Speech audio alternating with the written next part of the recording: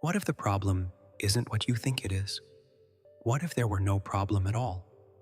Not as a consolation, not as a pretty phrase to soothe the pain, but as something genuinely true, something that, when you truly stop and let that idea settle, it changes everything, silently, effortlessly, without you having to do anything about it. There is something within you that is seeking healing, that is seeking repair, that believes, at some very deep level, that something is wrong, and that belief, that idea that you are broken, that's the only thing that needs to be addressed, unresolved, unhealed, just seen. Because when you truly see it, when you look directly at it without looking away, something happens that no technique, no method, no practice has ever produced. It simply dissolves. You know what it's like to wake up in the morning with that feeling, not exactly pain, not exactly fear, something more subtle, more persistent, a kind of silent weight that's there even before you remember why it's there. And then you remember the situation that hasn't changed, the person who hasn't returned, the version of yourself that hasn't arrived yet, and the cycle begins. You research, you watch, you read, you practice, you affirm, you visualize, you breathe in certain ways, hold your intention in certain ways, write in your journal in certain ways, doing everything right, exactly as you were taught, and deep down, very deep down, there's a voice that doesn't say anything aloud, but permeates every moment of this effort. I'm not well enough yet. This voice doesn't need to be dramatic, to be powerful. It operates in silence. It's embedded in the very structure of the effort. Because the hidden premise of every search for a cure is this, that there is something inside you that is broken, and every tool you use to fix yourself confirms, at the quietest level of your experience, that the diagnosis is correct, that you are broken, that you need healing. Every morning of spiritual practice with that feeling of obligation. Every meditation that ends with you evaluating whether it worked. Every affirmation recited through clenched teeth. All of this, all this dedication, all this effort, doing the exact opposite of what you want it to do, because effort doesn't come from a place of wholeness. It comes from a place that believes in breaking, and reality does not respond to their stated intention. It responds to who you genuinely are, to what you genuinely believe about yourself, to the identity you carry not in words, but in the silent texture of how you exist. Let's pause here, not to conclude anything, not to create a motivational shift, but to really look at what's happening. There is a paradox at the heart of every spiritual quest for healing. The paradox is this: the search for a cure presupposes that you are ill, and by presupposing that you are ill, it creates, or rather, it maintains, the experience of illness. Not because the practices are wrong, not because the intention is bad, but because identity, the basis from which you practice, is the identity of someone who is broken, and consciousness doesn't generate what you ask for. It generates what you, and think of it this way. When you wake up each day and begin your healing routine, who is the you that is waking up? Is someone who is whole, or is someone who is trying to become whole? There is a huge difference between these two experiences, and that difference isn't in any technique. It's in the identity you inhabit when you open your eyes, demonstration, And here I use this word carefully because it has been so emptied of meaning, so distorted, is not a skill that you develop. It is not the result of correct practices. It is not the reward for sufficiently persistent effort. The manifestation is simply the natural unfolding of the consciousness you carry. If the consciousness you carry is that of someone who needs healing, what unfolds is the experience of someone who needs healing. Not because the universe is cruel, nor because you're not trying hard enough, but because that's how consciousness works. She doesn't judge, she simply mirrors. And the mirror has shown you, repeatedly, the same image. Someone searching for a cure, not because you are weak, not because you are resilient, but because the system you were taught to operate in is a system of breakdown. You're broken. Here's how to fix yourself. That's the unspoken premise of almost everything you've consumed, and it's profoundly, fundamentally false. Now, when I say fake, I'm not saying the pain isn't real. The pain is real. The weight is real. The exhaustion is real. Mass identity, that which is suffering, the belief that there is a fundamentally damaged self that needs to be repaired. That is a construct, a story so old, so often repeated, so often confirmed by carefully selected evidence that it seems to be reality itself. But it isn't. Something is watching you right now, not you, not the character with the history, the traumas, the things to fix, but something quieter, more vast, something that is here before any thought about what needs to be healed. That something, call it consciousness, presence, being, that something is not broken. It never was. Not because it's perfect in the sense that the ego understands by perfection, but because it transcends the category of broken or whole. It's like trying to say that the space is dirty. The space doesn't get dirty. The objects within the space get dirty. The space itself remains what it always was. You are the space, not the objects, the thoughts, the emotions, the stories, the traumas. You are the space in which all of this occurs, and space doesn't need healing.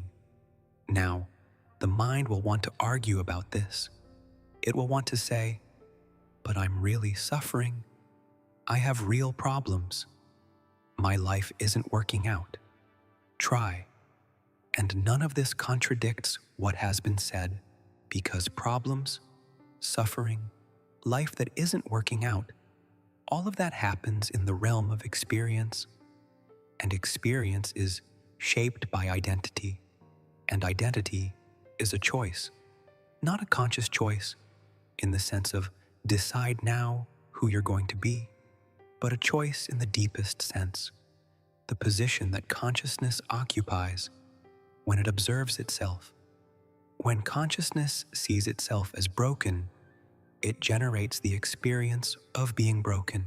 When consciousness observes itself as a whole, not as pretense, not as positive affirmation, but as a genuine recognition of what has always been true, it begins to generate a different experience, not immediately, not linearly, not as a result of effort, but as a natural consequence of perception. It's like when you look at an optical illusion and suddenly see the figure that was hidden. You can't try see her. You can't force your vision so that it appears. You just see, and once you see it, you can't help but see it. This is how genuine transformation works, not as an achievement, as recognition. The reality you experience is not the result of what you do. It is the result of who you are, of what you genuinely, silently, in layers deeper than words, can reach, believe about yourself. And what you believe about yourself doesn't change through effort. Change comes through perception. There is a difference between trying to change who you are and simply acknowledging who you've always been. The attempt reinforces the separation. Recognition dissolves it, because trying to change who you are implies that you are not that person yet. It implies a distance between where you are and where you want to be. And that distance, that space between who you are now and who you want to be, is exactly what consciousness manifests. The distance, the journey, the not yet. As long as you're trying to get there, you'll always be here. And here will always be the place for those who haven't arrived yet, not as punishment, as law. Consciousness makes no distinction between what you want and what you believe that it is. It simply reflects who you are.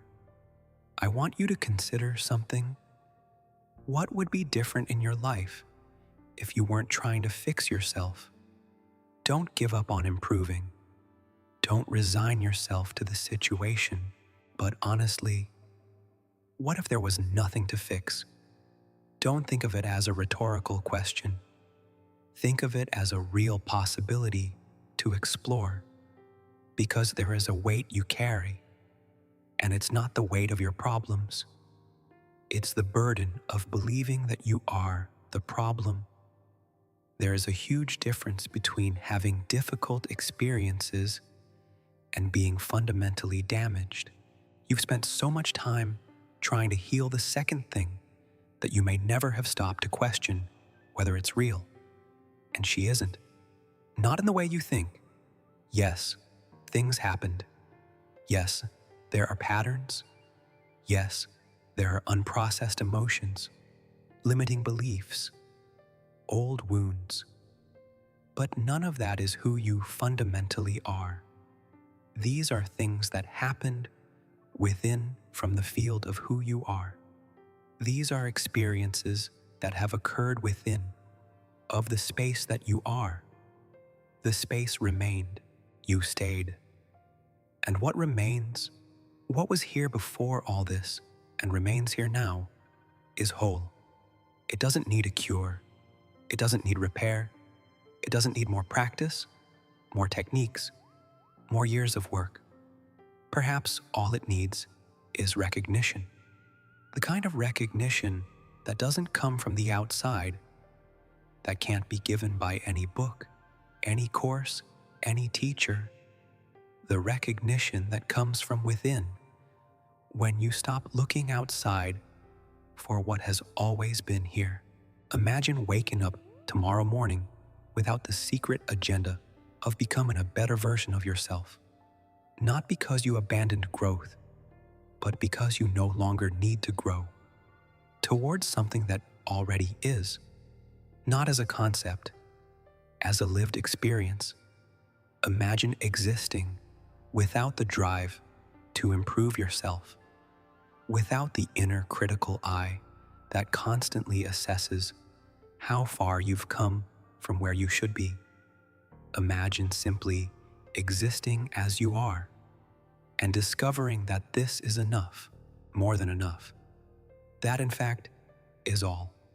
And from that place, not from the effort, not from the search, not from the healing project, but from that place of recognized wholeness, the things you were trying to force begin to move. Not because you forced them, because you stopped resisting, because you stopped confirming with every effort that they are not already here. The change you want doesn't live in the future. It lives in the identity you inhabit now, and the identity you inhabit now doesn't need any more work to be fixed. She needs fewer stories about what's wrong with her. You're not broken. It never was. What was broken was the story, and stories can be abandoned without any effort, only with perception. I'm not going to tell you what to do with it. There is no set practice for what has been said here. There is no technique for implementing it. If you leave here trying apply, that's it. You'll have missed the point, because the point is not something that applies. The point is something that, when genuinely understood, has already done what it needed to do. Perhaps you'll leave here with a slight feeling of relief that you can't quite name. Perhaps it will come out with resistance, with skepticism, with that voice saying, "But what about my real problems?" All good. That voice is also part of the field. It doesn't need to be silenced. It doesn't need to be convinced. You just need to see it for what it is. A voice, a pattern, a story that has been repeated so many times that it has acquired the texture of truth, but that could quietly begin to lose strength. Not because you fought against it, but because you stopped feeding it the belief that it is right. There is a stillness available to you now, not after more work, not after more healing. Now, right now, exactly as you are, with everything that is incomplete, with everything that has not yet arrived, with everything that still hurts, there is quiet place inside you. Who has always been quiet? Who never needed healing? You just needed to remember that he was there. And maybe, just maybe, you'll end up doing exactly that.